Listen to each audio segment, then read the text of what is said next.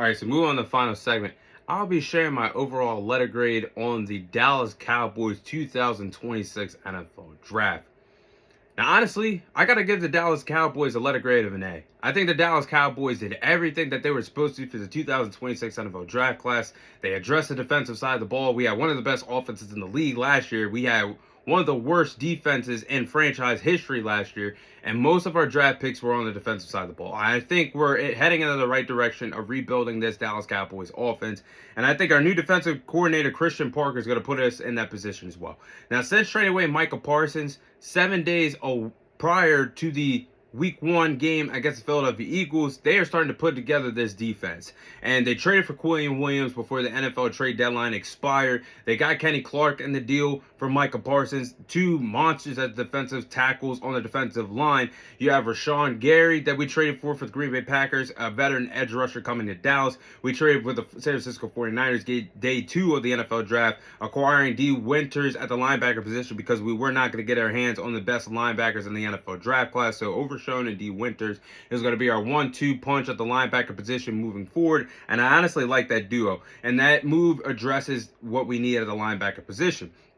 More depth. But at day 1 in the NFL draft, thank you, New York Giants, for drafting Francis, offensive lineman from Miami. You let us get Caleb Downs at number 11, and he's a hybrid safety that could do it all. I told you guys Caleb Downs would slip out of the top 10 because I said guys like Derwin James and Kyle Hamilton, outstanding safeties that played at the collegiate level and their respective draft classes, dropped out of the top 10. And the same thing just happened with Caleb Downs. We just got one of, if not the best player in this draft class. And I think he's going to be a hybrid safety. He can hit well. He can cover well. And I think he's going to be as special as Kyle Hamilton. And when it's all said and done in this NFL draft class. But down the line. But late in the first round, we did draft Malachi Lawrence at edge rusher from UCF. Was it a reach? Yes. But we didn't have a second round pick, so I can understand why the Dallas Cowboys went with the player you were most comfortable picking at 23.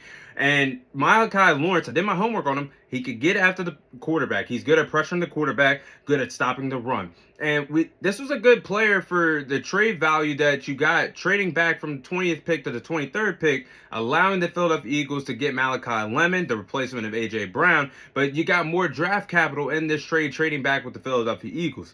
Now, in the third round, Jashawn Barham, player from Michigan, another good pick in the third round. Good value. And Jashawn is a player that is a good edge rusher with speed, a chase down player that can chase down defenders or offensive players with the ball in their hand, I should say. A good open field tackler, and honestly can read plays very quickly as they develop right in front of his eyes. And yes, you need to do your homework on this pick. Now, I know fans have experienced a bad taste in their mouth when we have drafted Michigan defensive linemen like Taco Charlton and Mozzie Smith over the last couple of years, but I think Jashawn Barham is going to be a different player, a difference maker for us from Michigan moving forward. Honestly, we can move him to the linebacker position because we got a lot of depth on the defensive line now. Drew Shelton, lineman from Penn State, an injury-prone player, yes, but I think Dallas has done a lead job at developing offensive linemen over the last couple of years, and they'll develop him to play right tackle. I think they should, for him to take over potentially for the weakest link on the line, that being Terrence Steele. So I think Drew Shelton was a good pick from Penn State. I'm looking at Devin Moore, cornerback from Florida Gators. Me being a Florida Gators fan, I like Devin Moore. He's injury prone, I will say, but when healthy, Devin Moore can be a good cornerback for us. And he's not going to be a starter. This is just a good player that we can develop over the next couple of years.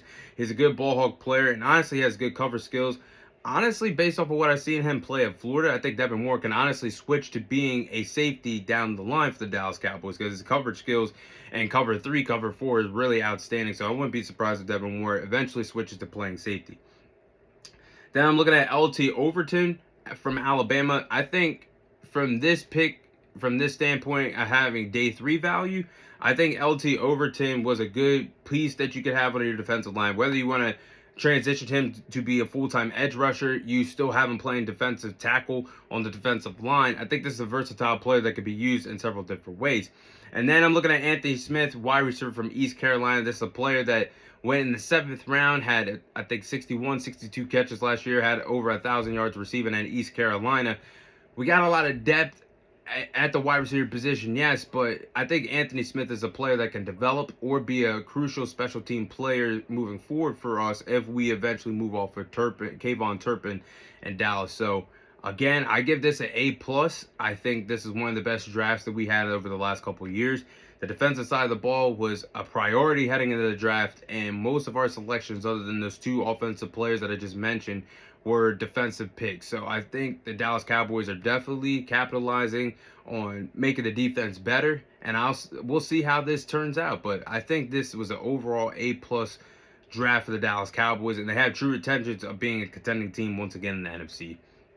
But that is all that time I have for you guys today.